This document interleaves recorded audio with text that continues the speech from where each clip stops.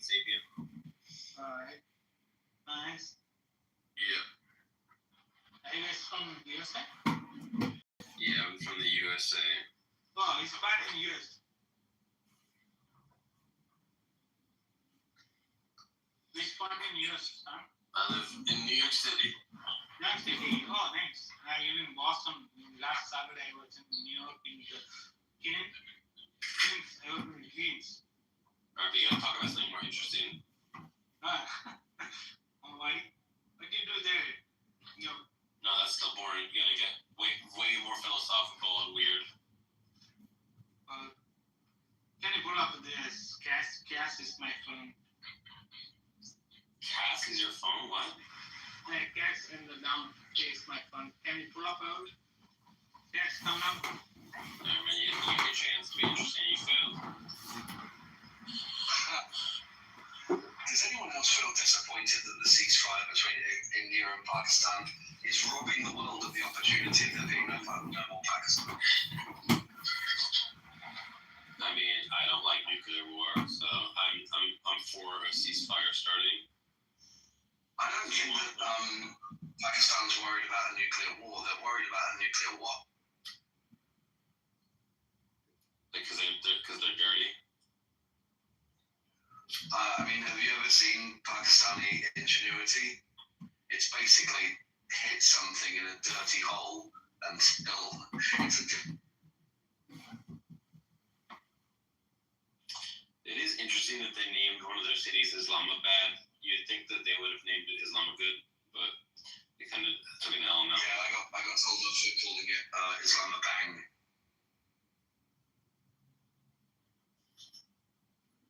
Well, I'm grateful that there's not a nuclear war that's going to happen because that's bad.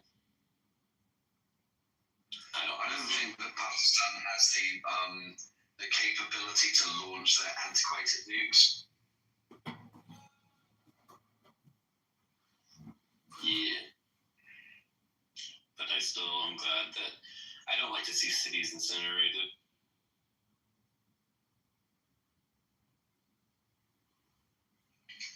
I'm all for the reforming of one entire borough. You want to have a unified India again? Well, the reality is that there are more Islamic Indians than there are Islamic Pakistanis. Most of the people that live in India get on, with no issues. It's the extremists that cause the problems. The people that have tried to attack the Ram Mandir, the people that want to, start false elections in other countries under the Khalistani flag. We've got to a point now where we really should recognize that nation states are no longer a thing, and trade is the only thing that has ever stopped human beings from hurting other human beings and taking their stuff. War doesn't achieve that. And this idea of caliphates and nation states, it's antiquated. It has no purpose in the modern world. I don't want Pakistan with India to join because then Hindus will have more competition. Like, I want Hindus to have a place where they can be Hindus and not have to deal with Muslims trying to fight with them. So I think it's good they're separated. But no, there are more Muslims in India than there are in Pakistan. If you added more Pakistanis, it'd be lots of. It's not as though, it wouldn't be a majority Muslim, but it would still be more Muslims. I mean, it would be the worst kind of Muslims. You'd be dealing with extremists. You'd be dealing with poorer Muslims who don't want to integrate but want to have Sharia introduced into places and want to have this infestation of faith as a form of governance. It doesn't work. It hasn't worked since before the printing press. Yeah, so it sounds like you're saying you don't want a greater Bharat because then there'd be extremists. I do. We just need to flush away We just need to wipe away the shitty people. Oh, so you either want them nuked or ethnically cleansed, and that's how you want to solve the problem. Or re-educated. You know, the Uyghurs have been dealt with by the Chinese in a similar fashion. That can happen in Pakistan.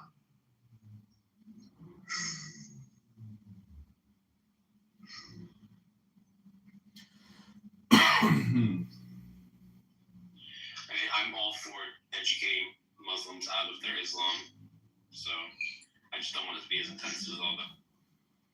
Sam, I can never get a rise out of you, no matter how controversial or ridiculous I get. Like, I've never managed to raise your temperature a single degree. Cool as a cucumber. Yeah, just steady hand all the time. Even when you're quoting like plenty of fish statistics on on ethnic dating, you're just like no rise in temperature at all. Yeah. I'm a robot, baby. Emotions are Right, let's try this one. Okay, let's try this one. I think that women should be treated equally, and given that they are about 7% of the prison population, we need to arrest and lock up far more women.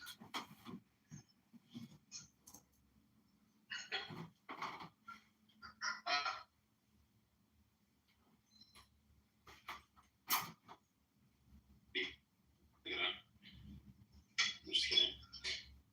I mean, I don't think that prison should even be a thing like it is. I mean, we should have prisons, but a lot of petty stuff should be solved with corporal punishment, like violence, because it's more humane than prison. Truth, locking someone in a box to just get angrier and angrier and come out and try to exact vengeance is probably not the best way to rehabilitate people surrounded by other criminals. Yeah.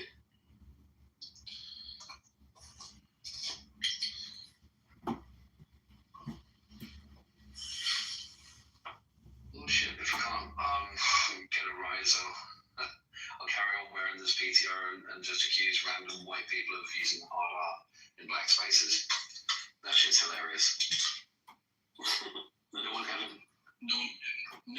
looks at the PTR and goes,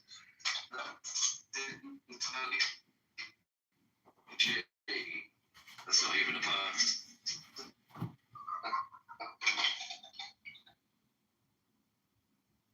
As soon as he's nice to me, I'll be nice to him. I'm on whatever you want. Choose wisely. The fuck. I don't even know what that means. Your mother is but the I'll son. still hug you.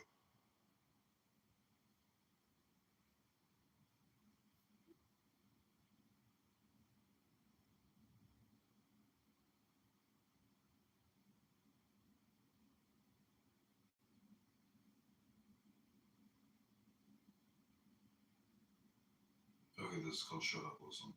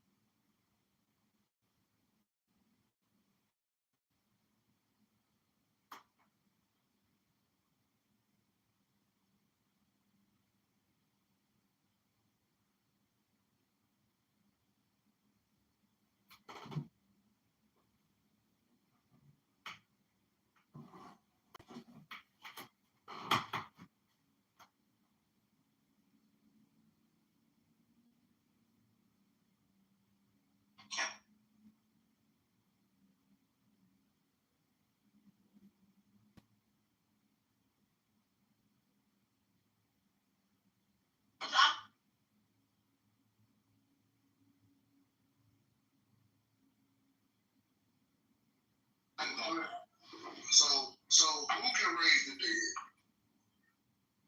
Ezekiel, Elijah. Ezekiel, yeah. So they can raise the dead, right? But are they actually raising the dead, or God raising the dead through them? He raised the which one?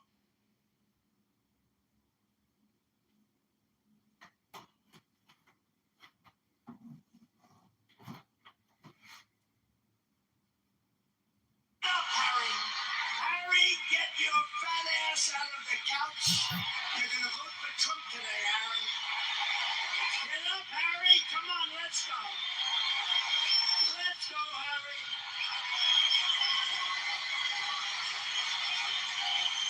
Up, Harry. Harry, get your fat ass out of the couch. You're gonna vote for Trump today, Aaron. Get up, Harry. Come on, let's go. Let's go, Harry.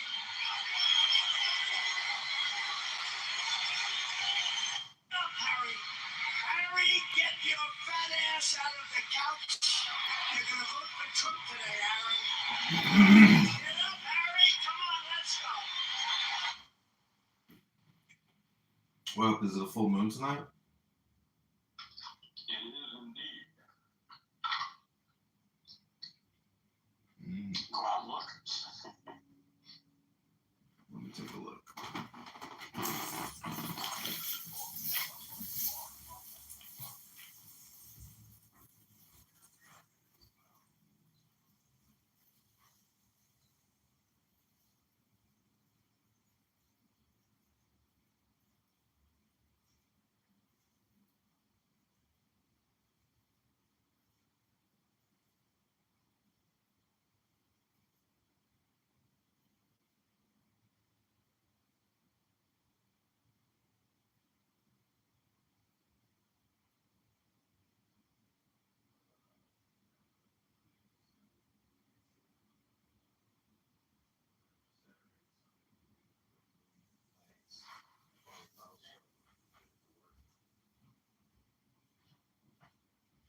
Yeah, well, the moon will be much higher later in the evening. You'll be able to see it well.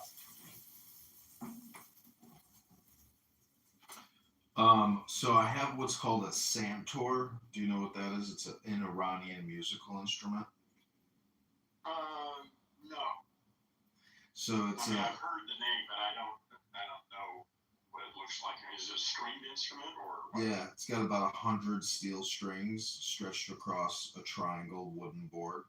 Okay, a lot of those must be resonators, I would assume. It's a percussion instrument. You want to hear it through Clownhouse because I have the phone underneath the wires right now. Yeah, let me hear it. Okay, here we go. The name of this song is called Herringstone, the Moon.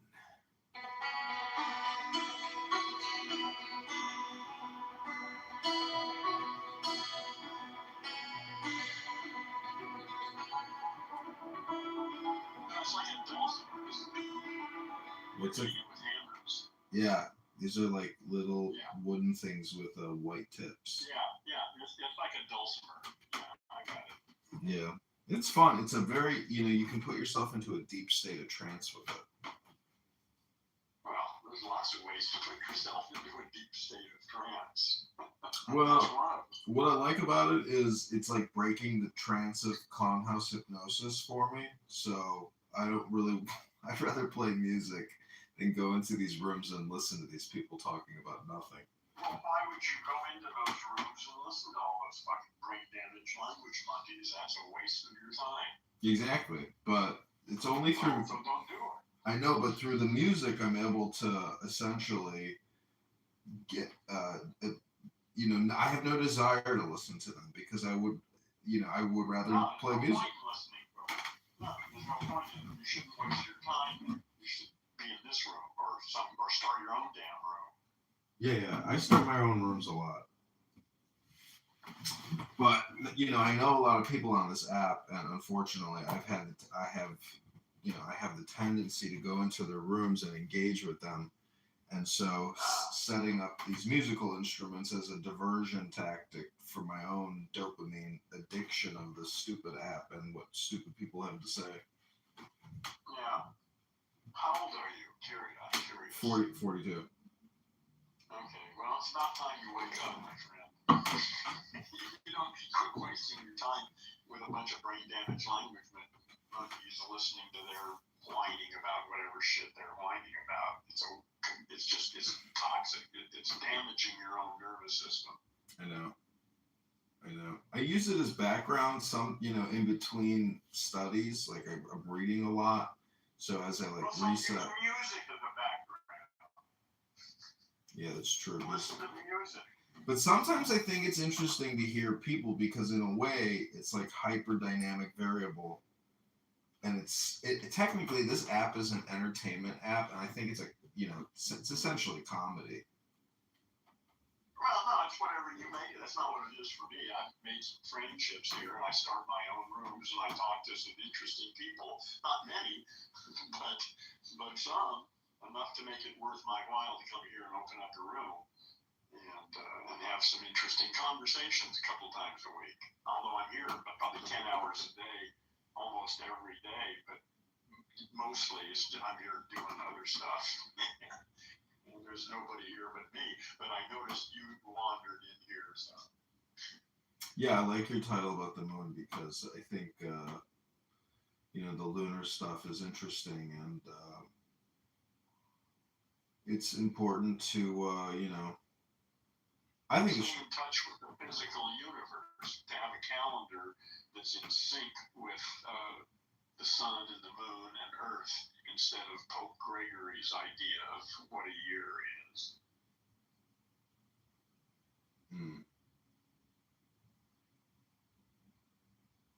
Yeah, I think I read that the moon is like the mother, the sun is the father, and the earth is the child. So there's a gender to the moon. It's definitely feminine. Well, some people say that. I don't think. I think that's, well, if you like to think that way, I guess that's okay. Yeah. I mean, I think those entities are beyond what we think of as Gender, sexuality. That's not in their game. Well, who knows? But that's a different order of reality. yeah. I mean, the esoteric, philosophy is gender is an important construct. Well, I don't have much use for most ancient philosophies and all of their nonsense from the last couple thousand years.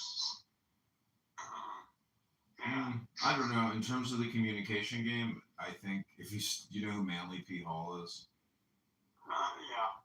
Yeah, I mean all that Freemason and esoteric stuff, and they even go into the Atlanteans and all this stuff. It's a oh, you know what? The funniest thing I heard somebody say on this app recently is we were talking about Sigmund Freud, and I said that he was a prolific cocaine user and he was one of the number one publishers of all time.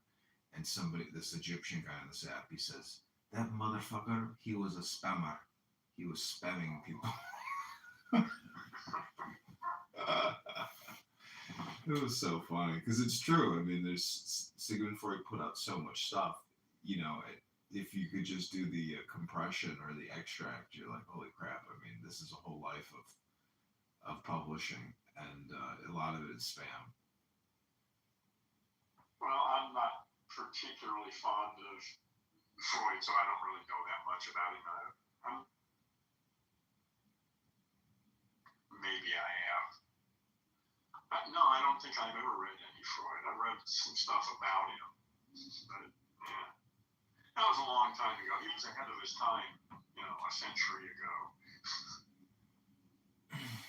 Yeah, I mean, it was like a cult, technically, and psychiatry or psychology. That's why, if you look at that stuff, they were trying to treat people with psychological malady, or I don't know. It's just they're not being. They didn't know anything. Shit, in 1900, their knowledge of the universe and the human nervous system and everything was so limited. They were just beginning to wake up around that time. So I don't hold it against them. They were doing the best they could, but they just didn't know. They didn't know what the hell they were talking about most of the time. Yeah, but that's why I say probably a lot of it's just spam. They're because the cool thing about Clown House or the internet is you get this direct feedback and immediate experimentation results. But prior to the advent of this massive communication network, they were winging it and putting together formulas or theories in the 20s or 1900, on how, I guess the science of, human behavior or brain science, brain science is still so far behind.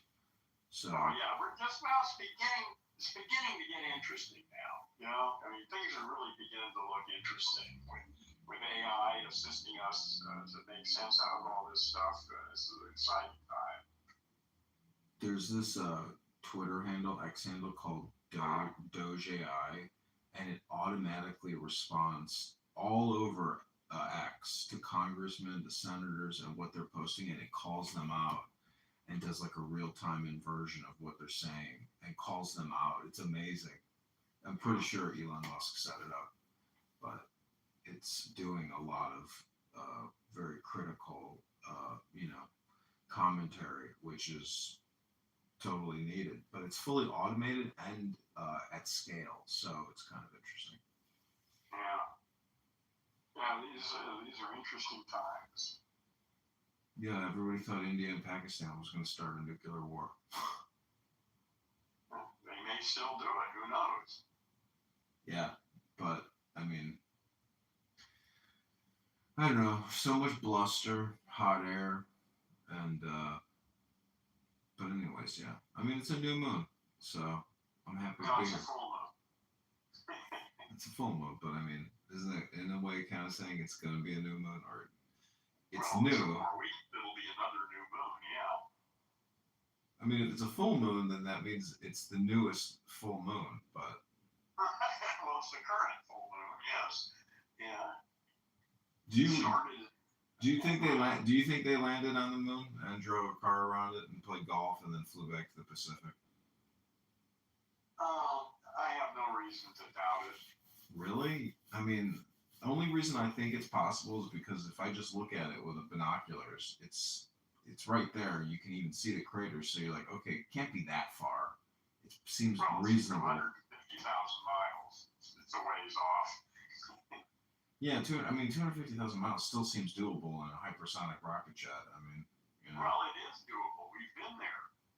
So, I mean, that's doubt. I don't think there's any doubt that we've landed there. Whether there were people on it, there's certainly been landers there. yeah. And I assume that there have been people there too. I have my doubts about people actually going there. I don't know. I mean, how are we the only country that's ever done it? At the same time, the Soviet Union couldn't even attempt it. I mean, they're at scale with us. They never even attempted it. So I just view it as like a propaganda event. Well, maybe. I don't know. I mean, look how big movies are, and the whole Stanley Kubrick thing is, that he was involved in producing the films. Yeah, I know. I've heard all those stories. Yeah. I did see somebody make an independent film. I don't know where it was. It was, I don't want to say it's Area 57, but wherever they filmed it, it's the exact same. It looks exactly the same, like the sand structures wherever they were in some desert. It's like identical. So, anyways, it's irrelevant, but I don't think it's irrelevant. I think, well, yeah, people have got all sorts. People that are flat earthers. People have all sorts of theories about all sorts of shit. yeah. And I've got my theories. Yeah. I don't know whether anything. Yeah, I don't believe any of my own theories. Even. I've got a bunch of ideas, but I certainly don't think I actually know what the fuck is going on. Yeah. I mean, Alan Watts and his evaluation, I think, is very accurate. And what particular evaluation of Watts are you talking about? that essentially we're all God in disguise, and if you wake up, you'll stop Oh, being. yeah. Okay, yeah. That's basic Hinduism is what it is. That's pretty much my perspective. Yeah, this is all Bob's dream. Mm-hmm. Well, I don't know. I mean, are we fleas on the earth and trees of the pubic hairs of the earth? Are we just Earth is a living organism, as I see it, and we are something like astrocytes in our own brain. Right. We are building Earth's brain. We're part of its nervous system. Mm-hmm. Yeah. But yeah, well then that's the whole critique about Elon Musk and all. I can't stand hearing people talk about bringing consciousness to other planets. It's so stupid. People are so stupid. They waste everything. There's no frugality. Well, people are a bunch of brain damaged language monkeys. So I'm expecting a kind of outbreak of enlightenment in the next 10 or 20 years. I don't see any other hope for this planet. The problems on this planet are not ecology or any of that shit. The problem is humans are a bunch of brain damaged language monkeys who are incapable of any kind of rational thought, and that doesn't work anymore. It worked for the last 250 or 300,000 years, but not in this world. We need to wake up. Do you know that guy Maharishi who traveled around with the Beatles? Yeah. Yeah, I bought some of his books and I've watched some of his videos, you know, early in life and later in life. And he's saying basically we need 20% of people to become meditators. And then, Something like that. so Yeah, that's I like don't the know what, Pareto I mean, principle. critical mass, whatever that is. Right. I say I'm optimistic. I think it's coming. But, we'll see. Yeah. Yeah. Yeah. I don't know. I mean, I don't know. I do find music to be a very useful tool for meditating now. And one time I was downtown Chicago relaxing at this beautiful park, and there's this guy there playing the guitar, and he had all his CDs there, and I gave him $5 or $10. He gave me one of his CDs, and I said, so what do you do now, for your career or profession? He's like, I'm a full-time meditator. I just meditate all day, every day. That's all I do. And I listened to his CDs, and it was pretty good. He was a pretty good musician. But I see how, musicians use it, even in a subversive political way, to manipulate or to, cause peace. I mean, the Beatles are like the perfect example of music, politics, world events and things like that. So, and then there was Bob Dylan, too. yeah. I mean, just countless. Like every musician essentially thinks that they're pulling the strings. And, Wow. they are, basically. I'm a little leery of the word every, but a lot for sure. Yeah. Well, I mean, because they're creating a network and an audience, and the messaging they put out, like the Dixie Chicks, remember I think they were I don't really anti-Jersey. pay much attention to popular music anymore, so I mean, I've heard of them, but I don't listen to popular music anymore. Yeah, I'm just saying musicians get involved in politics. Oh, yeah.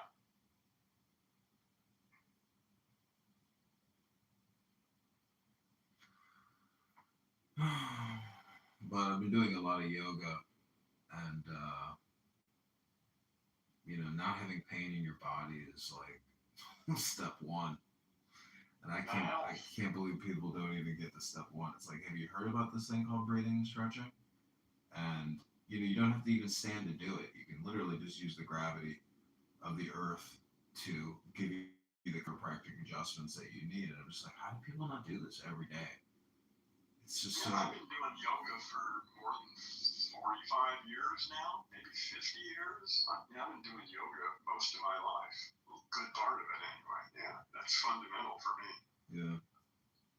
They don't even teach in the Army. They don't even teach it to you because they're more into calisthenics and trying to get people's metabolism and weight loss and more strength. But yoga is just the absolute base. And to keep you flexible, you have to be able to move. That helps. yeah. The hamstrings I found are like the most important part. If you don't pull those hamstrings, your lower back tension is way up. So it's definitely connected.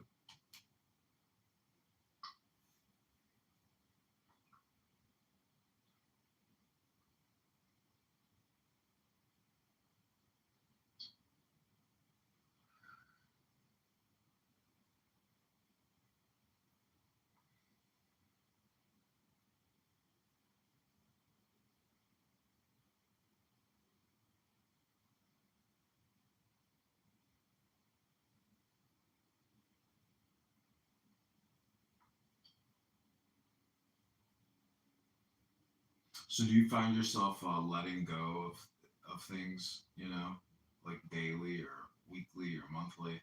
How do No, you? I've let go of everything. Yeah, I've had, it's a long story, but about 10 years ago or so, I finally accepted the fact that I really don't know what the fuck is going on here. And I've got some stories that I like, but truly, I don't know. And that pissed me off most of my life. But 10 or 15 years ago, I just grew to enjoy the fact that I really don't know, and that I live in a mystery, and it's really invigorating to be living in a mystery. And like I say, I've got some stories that I like, but I don't believe any of them.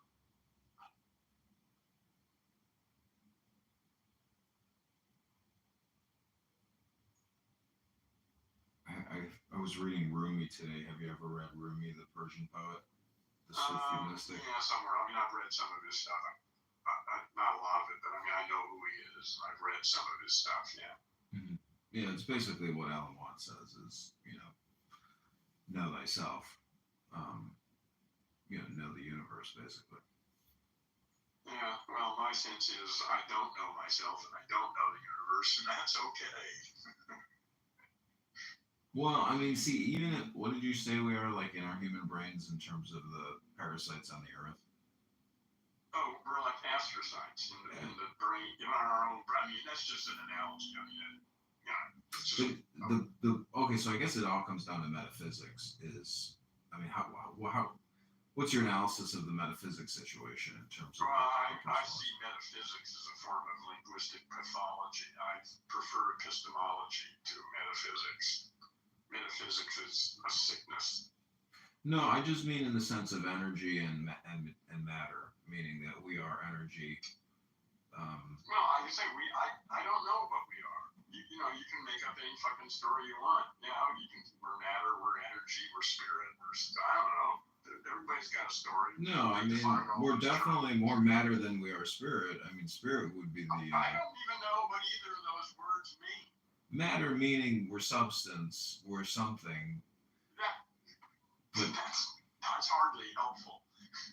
But I mean, I guess is it? Well, you still believe in objective reality. You actually think there's a world out there that's independent of us and our observations and all that, right? You accept that?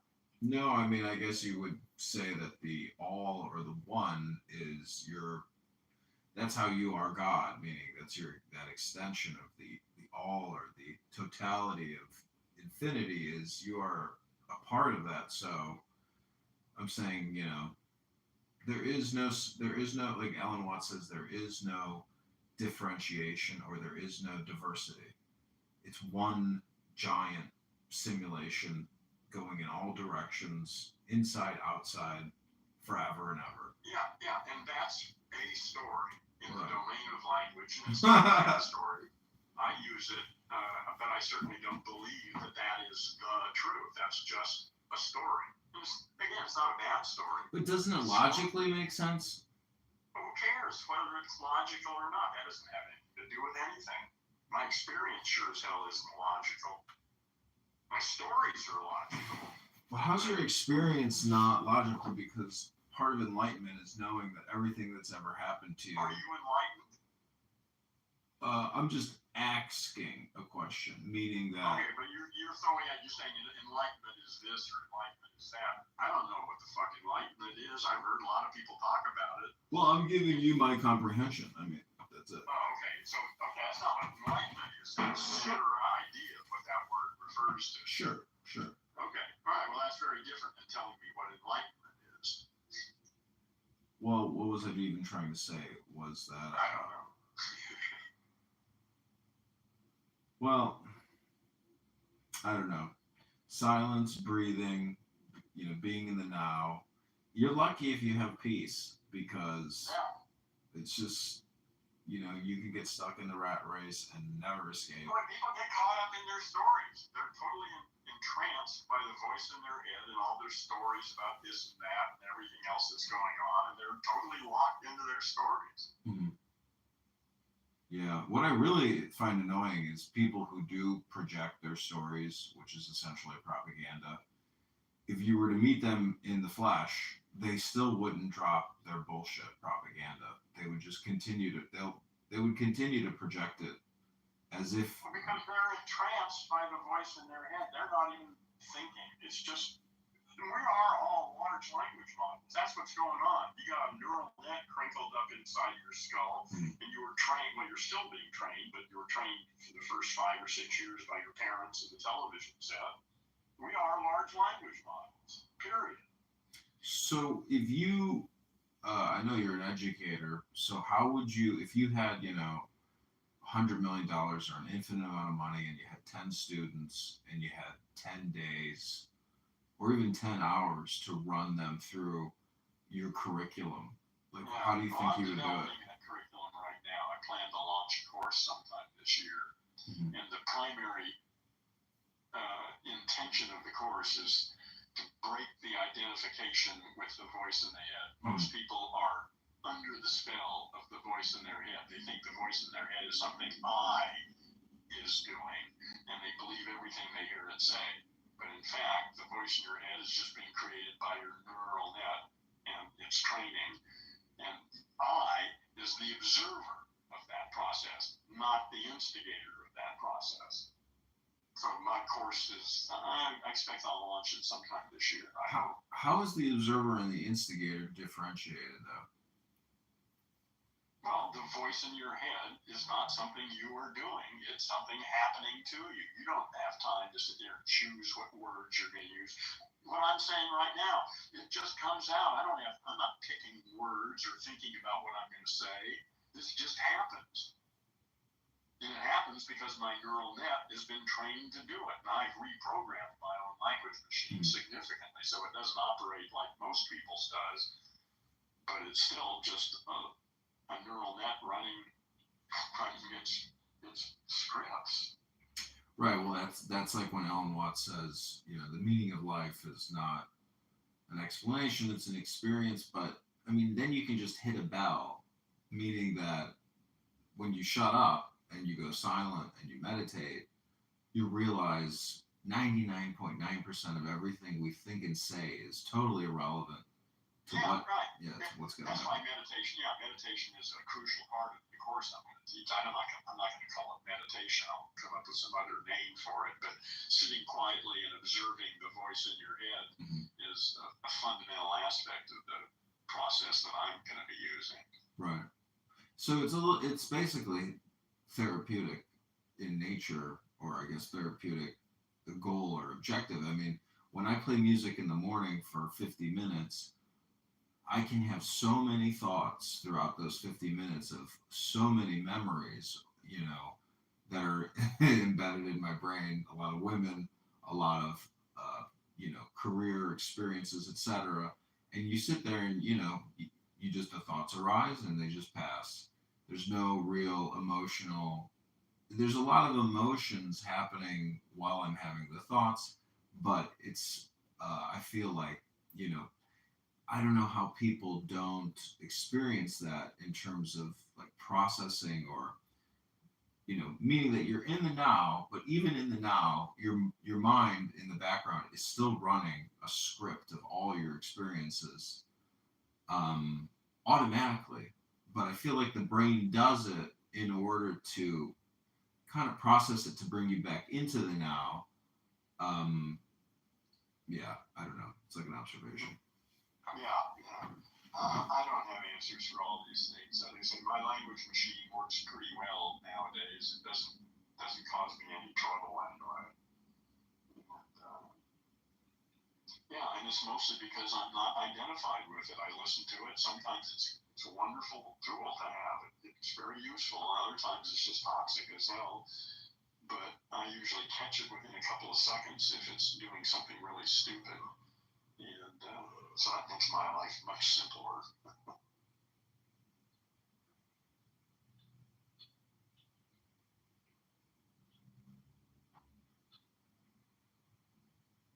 Yeah, I mean, I don't know. Do you think there'll ever be a time when a human being is born with some type of super extraordinary power of maybe like kinetic telepathy, like some type of mutation or People who something? are born now who have amazing, idiot savants, so-called idiot savants, who have amazing abilities. And I don't know what's possible.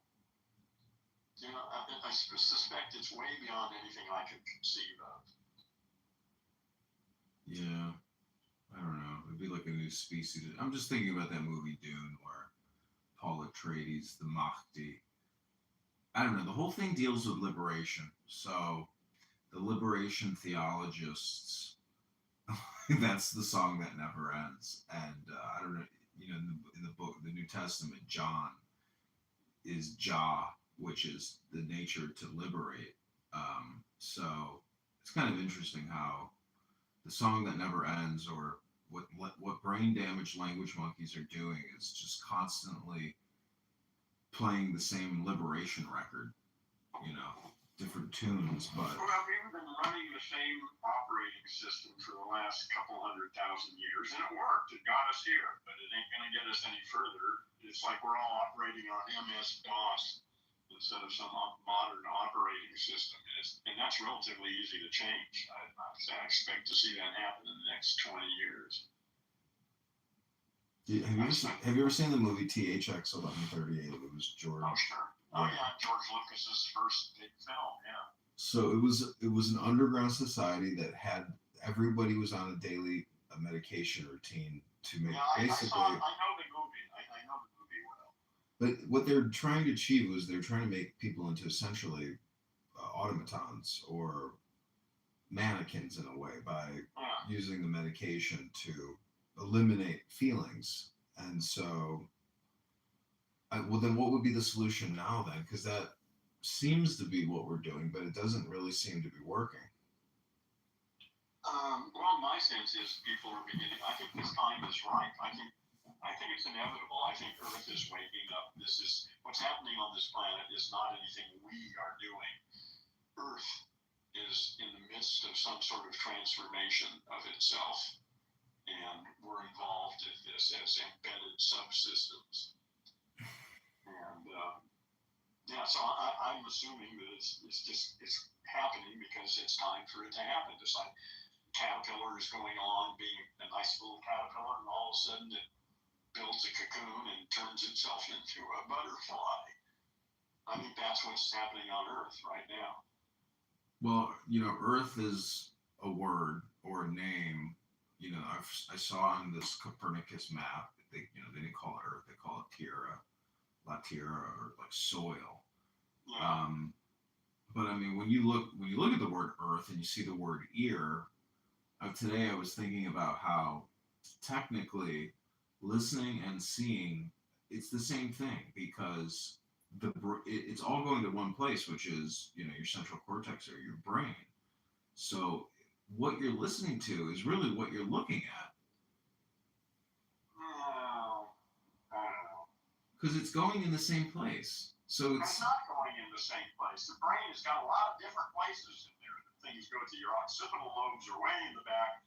Temporal lobes, where all the audio is stored, is a different part of the brain. They're all connected to each other. It's very complex. Yeah, but I mean, it's still going to you, basically, your whole body. Whatever, yeah, okay. So, yeah. Well, so what I'm saying is, Clown House, when you go into these different rooms, you're listening. But whether you're looking or whether you're listening, I mean, that's the whole thing about TV, is you're looking and listening at the same time. So, when you're meditating or you're listening to music or an audiobook, you're using your ears, and your brain is coming up with all types of imaging and thoughts about all types of things, maybe not even associated to what you're listening to. But anyways, I was just thinking today, it's kind of about listening, and I'm always thinking about what I'm listening. Anyways, I'm always telling people to say, think about what you're listening to, because I'll go into these rooms in like that movie Network, and I'll say, turn off your television, scream out your window, I'm mad as hell, I'm not going to take it anymore.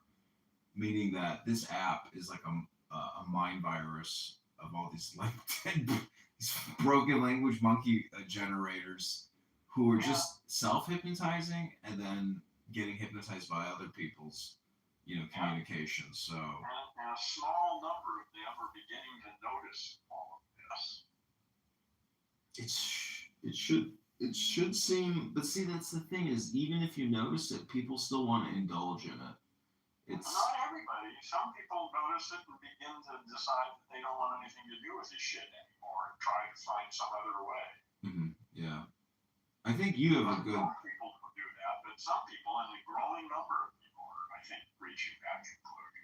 See, I'm very well, you're the primary node. You don't. I mean, occasionally you might go into other rooms, but for the most part, you seem to open these rooms to be in a meditative state. No, I open the rooms to have conversations with people. I'm here. I'm an artist. I do a bunch of things, but I've been involved in this big art project for the past 8 months or so. So I'm here and I'm retired, so I work at home. So I just open up a room every day and leave it open all day long from like noon until I go to sleep at midnight or whatever. And most of the time there's nobody here. I'm just busy working on shit. But occasionally somebody comes in and we have a conversation, and that's fun. Oh, yeah. I mean, yeah, that's what I assumed. But I thought maybe like you're not meditating. I mean, no way you're sitting there meditating. I've been a meditator for more than 50 years, and I don't really meditate.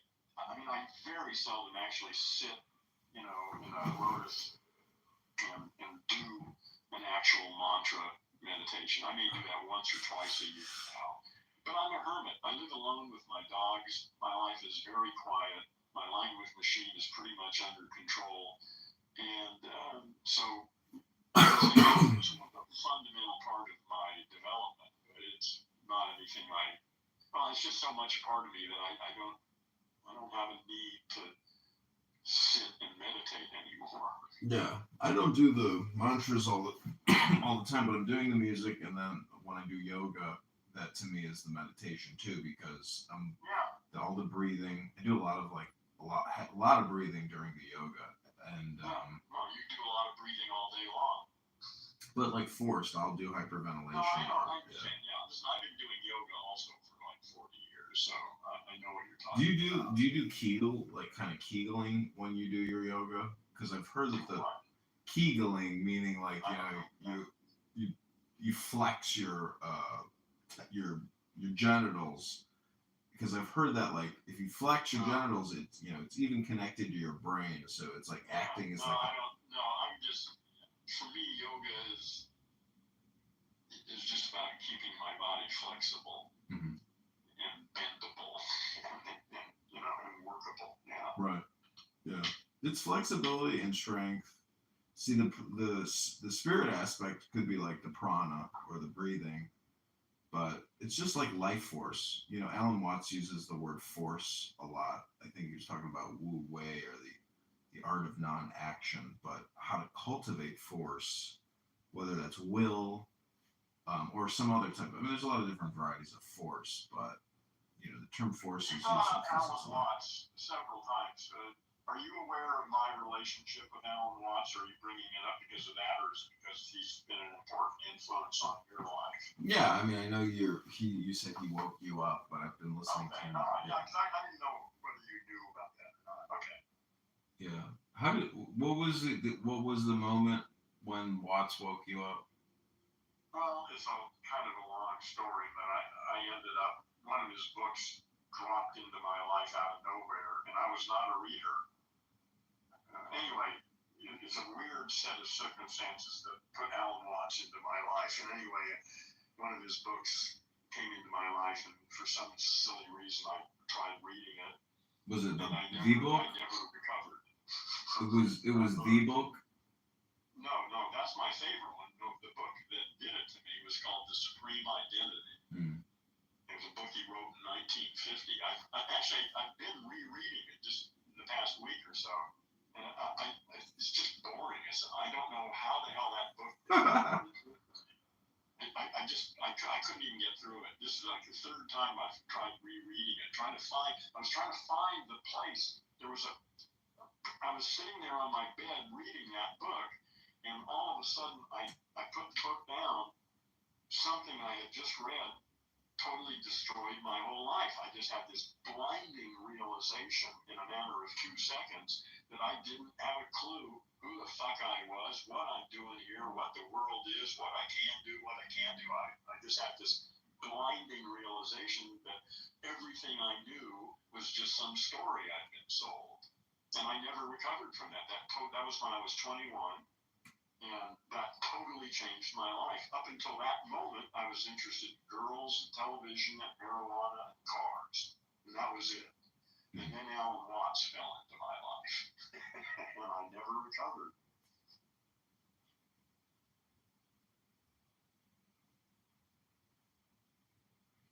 Yeah, I think the first Watts book I bought was Wisdom of Insecurity. Or Yeah. Yeah, My the favorite Security of things are Insecurity. the book and Psychotherapy East and West. Mm-hmm. Those are the ones I'm looking at people. I was reading Confucius, the writings of Confucius, the other day, and it's so Taoistic and so powerful that I was just like blown away by, you know, what Confucius is or what the Confucian writings are, because it's so what prescient to today's political problems, and because it's really all about morals, ethics, and virtues. But there's such wisdom there in terms of like personal politic or personal behavior. It's just so smart, and that type of information is just so lacking because young people would just eat that stuff up like a sponge and just love it because they're fed such garbage that if you can reintroduce a lot of these sacred ancient writings, it's so useful for children really who are gonna be put into the meat grinder. Yeah, well, the change is coming. Like I say, I'm optimistic. I think the whole world is going to be transformed in the next 20 years. You say the Earth is gonna wake up, but I mean, now is all there is. There's only this eternal now. So the Earth is already awoken, and you know, I was reading in philosophy. They're always saying how tomorrow is the biggest scam. There is no tomorrow, and so Yeah, it's just this groundhog. Yeah, but but you can go. Those stories are all very useful in some domains and useless in others. There is a thing called embryology. Things change. They aren't the same today as they're going to be tomorrow or as they were yesterday. You start with a fertilized ovum, and it goes through a whole series of processes of transformations to become a frog or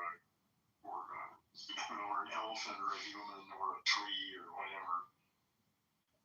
Process is there too. It's not all the same all the time. Mm-hmm. An acronym that I found useful was on a treadmill. I noticed it's pedal, program, enter, time, and level.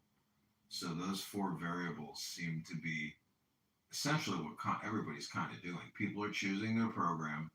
They're deciding to hit enter to begin. They choose the amount of time that they want. I don't think people are choosing anything. I think people are basically robots until they wake up. They're just large language models running their training scripts, period. Well, I think they that have moments when they wake up, but that they don't last long. Well, the information that they're ingesting is the program. So there's whatever they're looking at on their cell phone, 40 hours a week, 100 hours a week. But I'm talking about how they got set up in the first 5 or 6 years. Mm-hmm. Yeah. The scripts that are installed at that point. Up until puberty, all the scripts that are added in childhood, those are the ones. Well, then that conditioning is the program. Then I mean, like my conditioning has, been in the military and all those things, and then corporate. But I don't know. Some people's programming is just getting across the border and then getting a job at some, taco restaurant. Most people don't give a shit about any of this abstract philosophical shit we're talking about. They just want to get a new TV and Want to pay their more money and a wife with bigger tits. That'll do. Yeah, brutal. I don't know. It's amazing. I mean, if you could be so stupid that you're like happy, but I mean, is it really? Are you even there? Are you like really alive? Well, yes, they are. That's the game. That's the game Bob is playing. Like I say, I think that game has about run its course. It's been going for a couple 100,000 years, and it's getting boring now. We need new stories. Yeah. Yeah. I mean, that's essentially what Elon Musk is doing. He's he puts up memes on this X account called Adrian Dittman, and he says he's a reality bender.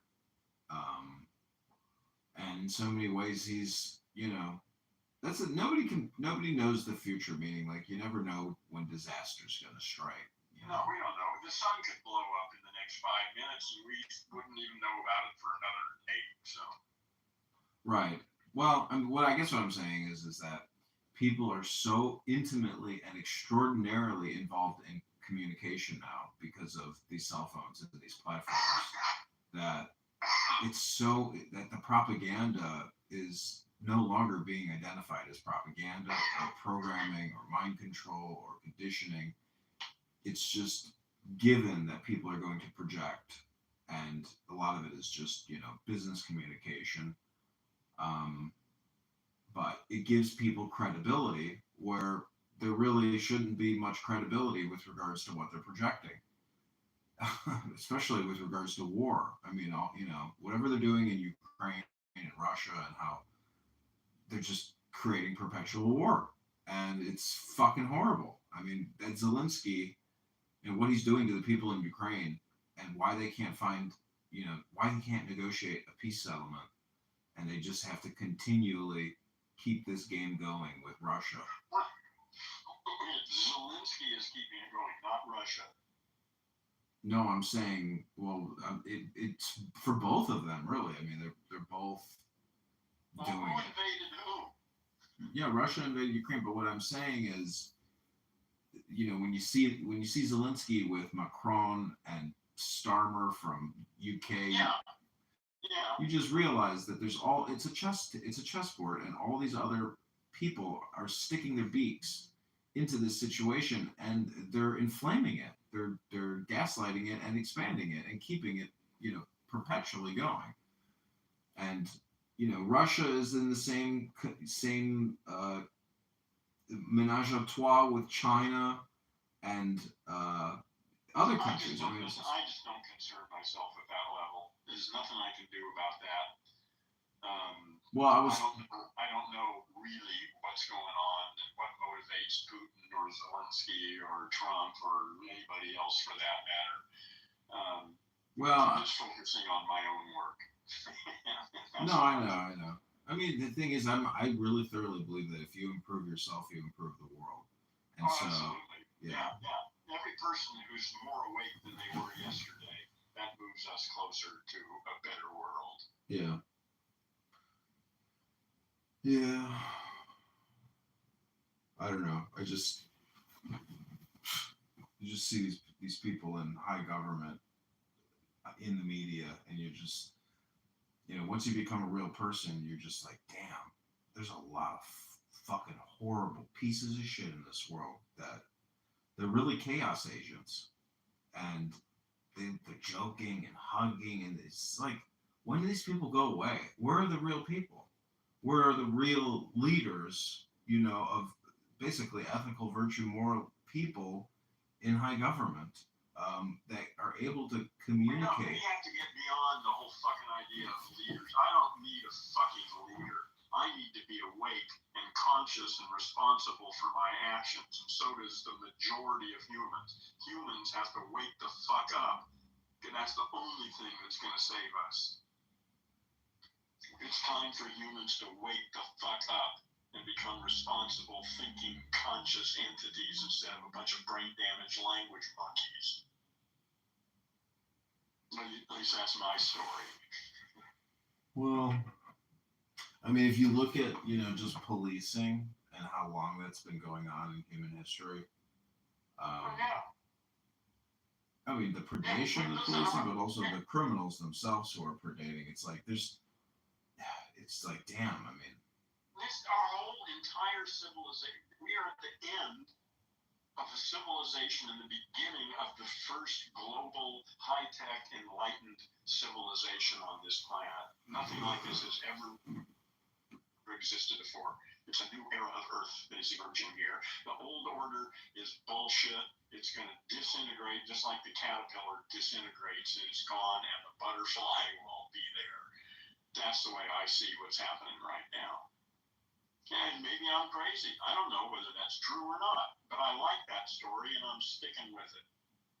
You know that movie Network, the Yeah, that yeah.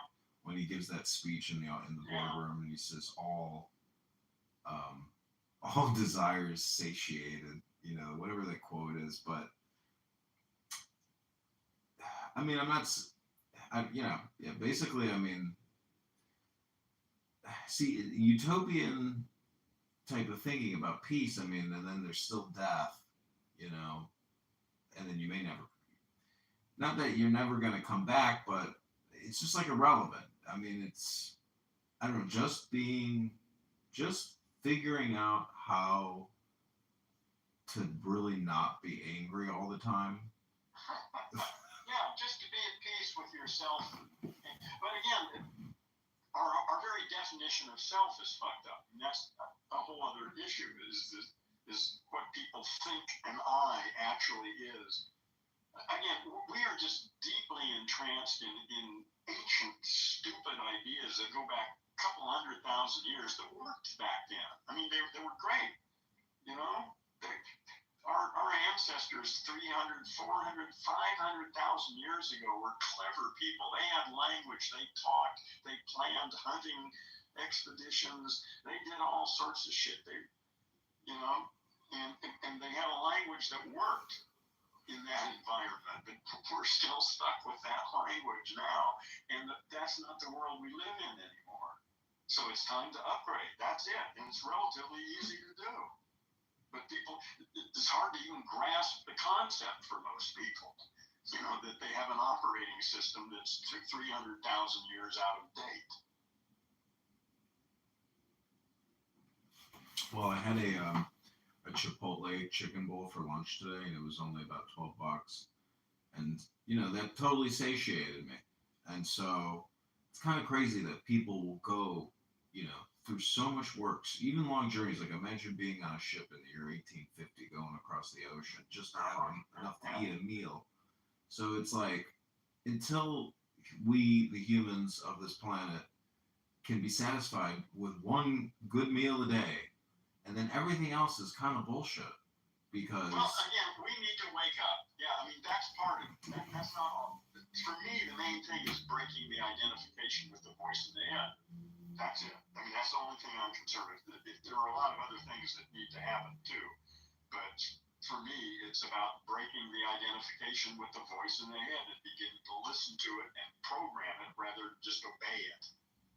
well, the conditioning from, you know, early onset up into the age 13 years, I mean, I wasn't born with meditative parents. I was born with parents that were fighting each other, you know, all the time. Yeah, So yeah, that's too bad. yeah, I'm just think it would be interesting to be born into a family where your parents are Yeah, actually imagine, meditating. imagine being raised in a sane world. Yeah, I said it. Yeah. I say I'm really optimistic. I think we're waking up. I think that's what's happening. Yeah. And you know, and I'm looking forward to the next 20 years. Yeah. The only issue is how bad is it going to have to get before a sufficient number of people wake up. Right now, things aren't bad enough to force people to reevaluate. You know, they're sticking to their old stories because they still think that they can save it. But there's going to come a time when they realize, no, it's over.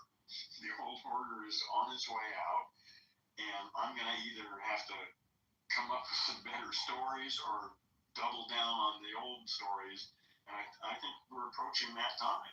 So, you know, Alan Watts says that real wealth is goods and services. It's not the dollars. Oh, no, pieces of paper. No, it's absurd. Yeah. So it's goods and services, which is housing, clothing, food, Well, transportation, it's stuff. etc. Yeah, it's the Stuff. stuff we need to live and the assistance that we can use Right. from other people for certain kinds of things. Yeah. But the problem is when you listen to the central bankers like Chairman Powell, he says, So don't listen to them. Fuck them. well, what I'm saying is there seems to be a second set of rules which people aren't aware of until they become entangled and embroiled in those rules. Yeah, listen, yeah, I know. I just don't care. I just don't care. I don't want to hear about this shit. That's all. You're talking about the way the caterpillar functions. Fuck the caterpillar. It's over for the caterpillar. It's on its way out. I imagine the United States will be gone in 10 years, maybe less. Well, the rate of change is accelerating radically.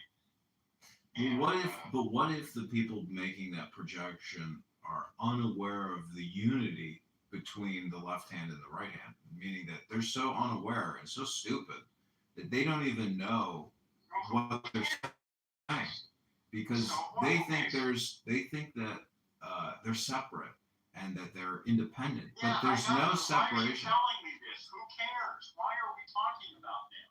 They're irrelevant. Because then it becomes political, basically. So it's just, to me, I found it amazing the other day when I realized, I was like, okay, all this Federal Reserve debt and how the United States is bankrupt, it's all just political. Capitalism, that whole system is on its way out. It'll be gone, I don't know, whatever, 10, 20 years or less. Yeah, it's a good idea for a couple centuries. It worked okay.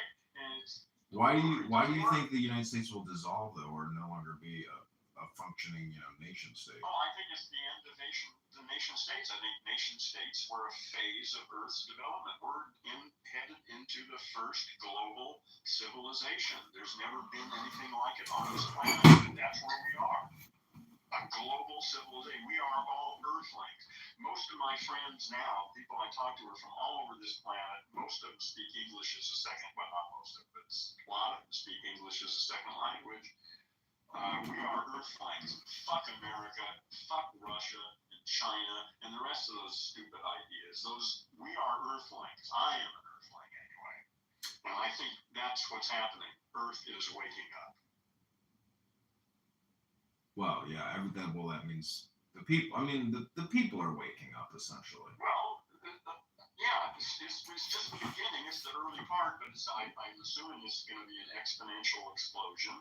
And we're early in that process, although things are really starting to pick up. So, we may be getting real close. I've been talking about this for like 40, 50 years, but it was always so far in the future that I never really had to think about it, And it's only been in the last like 5 years, really, 5 or maybe a little more than that I actually got that, no, this ain't in the future. This is fucking happening now. This is it. This is the shit I've been talking about for 50 years. It's fucking happening now. There's in this Alan Watts Q&A session when he gets asked, so your only superpower of being God is knowing who you are. He goes, well, that's saying quite a bit. And so that's like saying you know where you came from, meaning that if you know where you came from, there are no more problems. There's no more debate. So it's just kind of funny to know that so many people all day long are constantly engaged in conflict because. Yeah, listen, I know it. Listen, I don't find it funny anymore. I just find it boring. I'm not even interested in talking about them. Fuck them. If there's a possibility they can wake up, I'm interested in talking with them. But just to sit here and talk about all the shortcomings of the brain-damaged language monkeys isn't getting us anywhere. That's not going to move anything forward.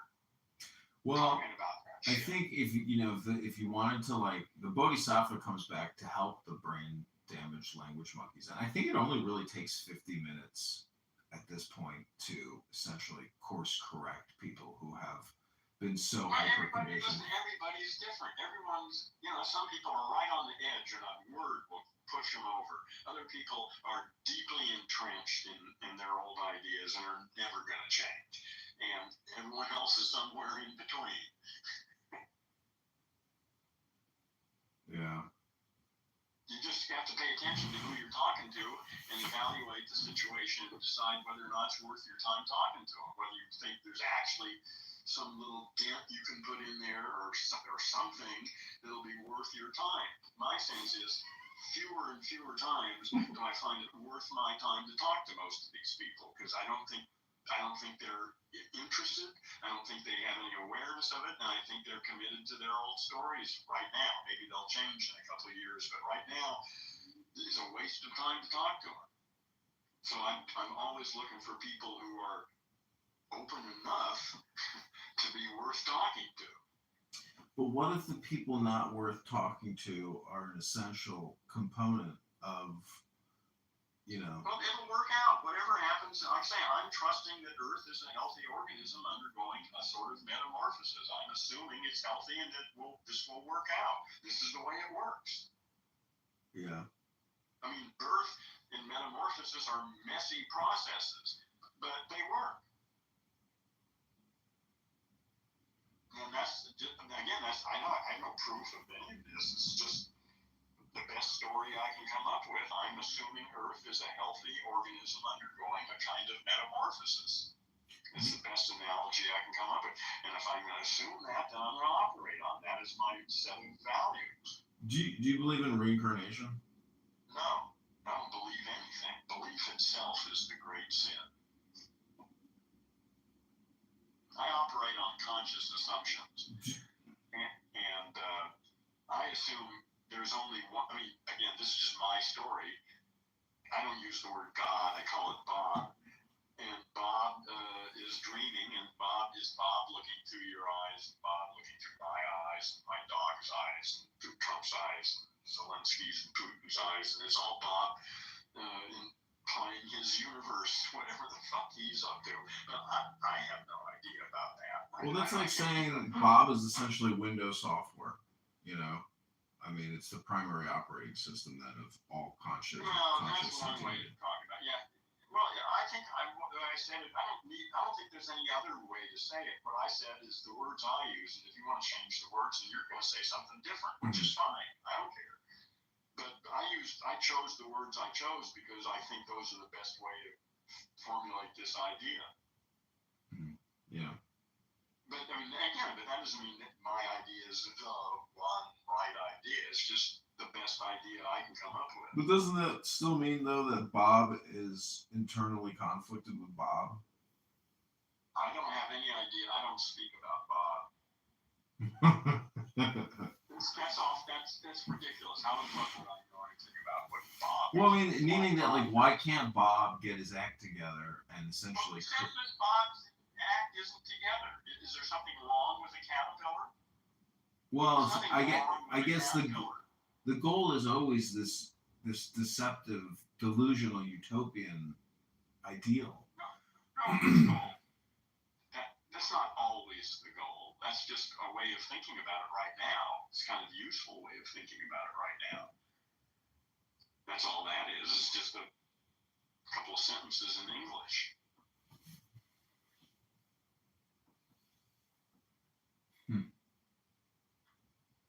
Well, I don't know. People are still complaining that the rent is too high, and I have to agree. Well, people are complaining about everything. Fuck them. You know? Yeah, everything is one. We're living in a disintegrating civilization. It's about to pass away, and a new civilization is emerging. It's a messy fucking process. It's probably going to get a lot more painful before it starts to get better. But again, I'm assuming this is going to happen at an increasing rate. So my sense is we should be sort of spiritually and intellectually through this process within 20 years. There's still a lot of work to be done, a lot of cleanup that we're going to have to do. But I think we can get through it spiritually within 20 years, maybe. At least that's my bet right now. Okay, the final two questions I have for you are. Do you appreciate your childhood in America? Like, was it a good time as a kid in terms of prosperity? I was weird. We were middle class. We had a house in the suburbs, but I was weird. I'm on the spectrum. I'm high functioning, but I'm definitely on the autism spectrum. So I had difficulties with people, you know. But back then, because this was in the 1950s, there wasn't any concept. I was just sort of a weird kid, you know. I mean, it wasn't a psychological thing. It was just I was sort of weird, you know. So yeah, but I really kind of resent my childhood because it was so fucking middle class and boring, and that I didn't wake up until I was, honest to God, I was just a fucking language robot until I bumped into Alan Watts when I was 21. Up until that point, I didn't even exist. Wow. So there was nothing terrible in my childhood. My parents treated me well and gave me everything I needed. And, you know, it was just a typical sort of middle class American upbringing in the 1950s. Okay, this was the second question. Is I guess what are your does economics or financial policy or dollars and that like how does that play into like global awakening or into Well, it's Does nice it to play? have enough resources to have a roof over your head, transportation and food and information. You know, that's all important shit, really. That's fundamental. If you don't have enough resources to maintain yourself, then that's a serious problem. And that's part of what's going on. You know, that's going to have to change. So what was the question? I guess do you find yourself to be a libertarian if I were to condense it? No, I'm not a libertarian. I'm not anything. I've got a bunch of ideas that I've picked here and there, and I don't subscribe to any particular. Right. And I'm not much concerned with finances and all that shit. I assume capitalism is collapsing and will be gone within a couple decades, and that the whole idea is just nonsense. It worked good for a couple centuries, but this is a new world. So, you know, I'm retired, so, you know, and I live off Social Security, and I've got some Apple stock, because I can't really live off Social Security, but I've got, you know, anyway, I'm good for a few years. I could live probably for another 20 years. I mean, as long as when the United States goes, well, then there goes my Social Security, so I don't know what'll happen then. That'll be interesting. But I don't have much money, but I've got plenty to live comfortably. I've got a roof over my head. I've got a car. I've got some dogs. I eat well. You know, I've got a nice computer, and I've got everything I need to do what I want to do. Mhm. And if I had a lot of money, I could be a hell of a lot more effective. Yeah, you'd be able to scale. Yeah, I can do all sorts of shit because I've got some big projects that I'm working on, and you know, and money would push those ahead real fast. Well, you know, just one more follow-up question. Like, if the country is 40 trillion in debt and we're paying 100 billion a month in interest, what's the difference if it's 40 trillion or 400 trillion? What It the doesn't make fuck any is the sense. I difference? just don't care. That system is dying. It's going to collapse. But what if it doesn't collapse and it just expands infinitely? No, it can't do that. That's ridiculous. It's going to collapse. It doesn't work. It's broken, and it's going to collapse. Just how it's going to collapse is significant. I mean, we don't know what it's going to look like. It could be tragic, or it might be something we can sort of live through quite nicely. Who knows? I don't know. But I mean, if so past performance is any indicator of future success, the only inevitable outcome is World there's War nothing III. in the past that's going to predict anything that's happening now. There's nothing in the caterpillar that predicts the butterfly. Mm-hmm. Yeah. Yeah. And then, yeah, I agree. I think that's like the biggest We cliche. don't know. It's probably We a don't cliche. know what's going on here. The best we can do is pay attention and come up with some good stories and test them and see if we can figure it out. I don't know what else. What else can we do?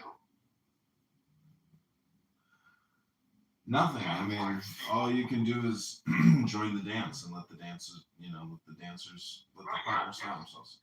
Well, for me, the only thing I'm concerned with is getting people out of their language machine and out of this. I want to wake them from the spell of their language machine. Mhm. That's the, as I see it, the most important thing that I can do, Mhm. that anybody can do, really. When you solve the climate crisis, you can solve all sorts of crises. And if you've got a planet full of brain-damaged language monkeys, they're just going to make a mess out of it anyway. So fuck that. That's not. We need to clean up the humans. They're the problem. Mhm. will governments be doing this cleanup, or will the Earth be doing this cleanup? No, I have the whole concept of government. We're going to have to rethink all of that shit. Yeah. How do we get organized? How do Earthlings organize themselves on a planet with this kind of technology so that we can all live together prosperously and happily and make this a wonderful planet to live on?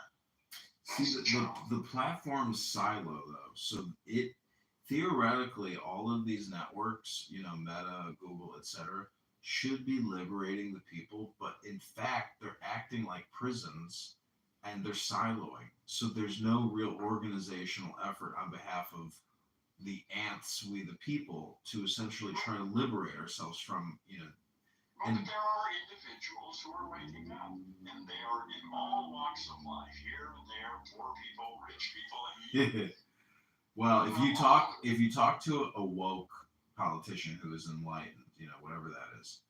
yeah, I don't even know what that means. I know, but what I'm saying is, I was talking to this politician who ran for office, and I tried to work, help with this campaign. And really, he didn't have the money to run, meaning that he couldn't go to Google and Meta to get his distribution of his messaging. Yeah, right. So the biggest inhibitor to liberation is the gatekeepers, which is Google, Facebook, Well, why the fuck do Microsoft. we even need representatives? We don't need representative democracy is a thing from ancient Greece. We don't need that. We've got the internet. If you care about something, get the fuck involved and be a part of the solution yourself. Don't vote for somebody else and then whine about what they do. Get involved. We've got the technology for that now. We won't need to work anymore, so we'll have plenty of time, Yeah. and we can do any fucking thing we want to. We can get involved with any issue we want to that's important to us, and we can do it ourselves. Fuck politicians and representatives. I don't need a representative. Yeah. The thing about the conditioning is we're so hyper conditioned to be workaholics that yeah. You would think in 2025. You keep talking about everything you're talking about is these brain damaged language monkeys. You're defining them. That's the way they are. Mm-hmm. Yeah. But listen. You got to turn your speakers down because I can hear myself talking now. You're listening with some speakers on. Right? That's my musical instrument. I put you on top of the keyboard so you were echoing in the instrument. Oh, okay. Well, I was hearing it. And it was a bit annoying. But now I don't hear my voice. Oh, you turned your mic off. That's fine. Yeah, I picked the phone up. But yeah, I mean, thanks for the conversation. It's interesting as always talking with you. I agree with you, on everything. Have we talked before? Yeah, I've talked to you a bunch of times. Well, okay, you got a new name and shit going on here, so Yeah, I don't know who the fuck I'm talking to. Yeah. When was the last time we talked? Maybe like a month and a half ago. Okay. What name did you used to go with? I have a couple of profiles. I don't know which one we were talking with. It could have been called comedian. It could have been called comedy. It could have been called something like that. I can't remember. Okay. Yeah, neither of those. Well, I don't remember. I talked to a lot of people, and it all sort of just gets mashed up in my brain somewhere. Yeah. I mean, I think we've had the same conversation now probably like 10 times, but it's just slightly tweaked or it's, unfortunate, man. We should be moving ahead here. Let's not have the same conversation. But this is a cutting edge, in my opinion, what we just had is a very cutting edge I conversation. think it is too. That's why I record these, because a few people actually listen to these recordings, and this is a thoughtful one, so it'll be good. Yeah, thanks. Likewise. All right, I bid you adieu. Have a good night, and happy final moon day. Go out and look at the moon. It's probably up much higher now. Okay, we'll do. Take care. God bless. Okay, adios. I hear you. That was fun.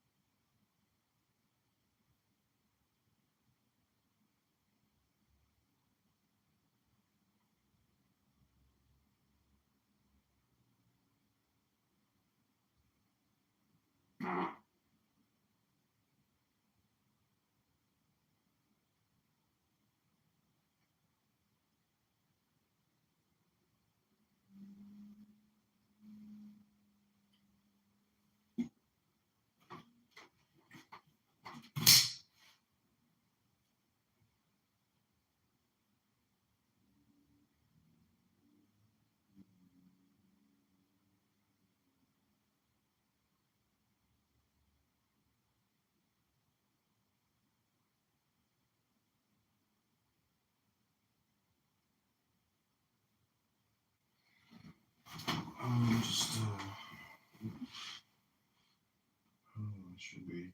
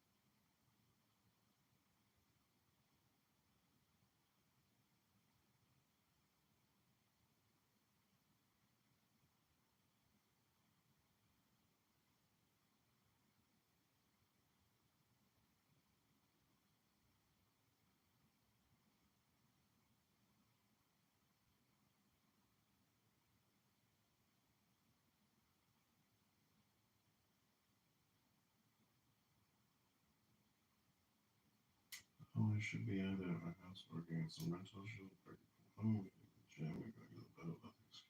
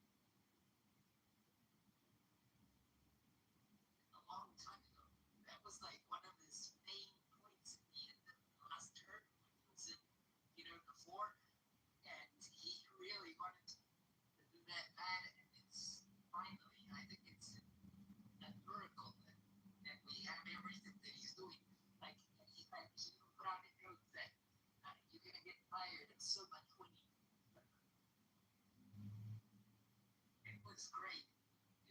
The market and it's not the medicines aren't getting expensive around the world either. It's just the companies that can absorb it because they've been making tons of money. Bernadette, go ahead and request the mic. We have Bernadette and Goddess here tonight. In my town, we have a major pharmaceutical maker, and they donated like $500,000 to the city. And they put up huge money all over town fixing things and consumers and whatnot. There's some good and bad, but a lot of taxes and fees to try to manufacture. It's not as Yeah. So, look, they can make their money. Charge Europe too much. Charge China too much. Charge Russia too much. Charge anybody else too much. Don't do it to the homies. Don't do it to your neighbors and your friends, man. There's plenty of ways to make money in this world. You don't have to kill your neighbors and your friends to make a dollar. You can, Americans have the biggest price. Best price. that's right. We're the worst thing about it is that they keep all their tax and stuff in the basement there. So like that particular plant can never be shut down. Otherwise it costs you kilos of money for them to move it. And the bad thing about it is way back in the day there was toxic sludge into the river, like a little stream. Oh, I should be either at my house working and so until she's working from home in the gym and down the road. I think scheduled to drive probably to get in. You know what? Yeah, Goddess is here, man. I'm trying to look for that. Like,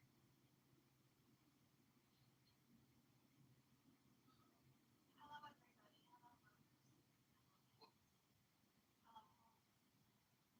I got this. I love how you said hello to yourself. Oh, look, let's go. Found one.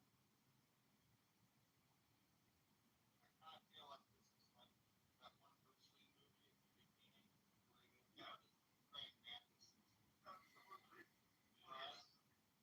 and listen, you're just gonna want to sit back and then just watch it. Listen. That's right. You know, I Stand back. and I'm working. That's gonna go right out the window. So, so basically what you said is that you're dead. Are you dead? Or is your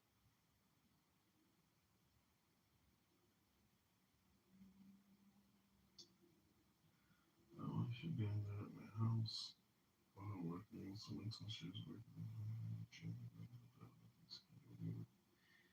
would be no problem.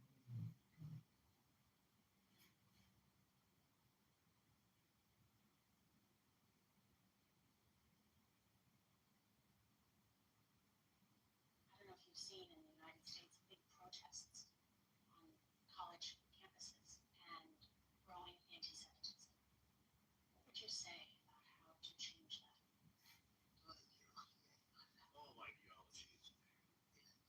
And anti-Semitism is an ideology. It is bad. Any anti is always bad. You can criticize one government or another.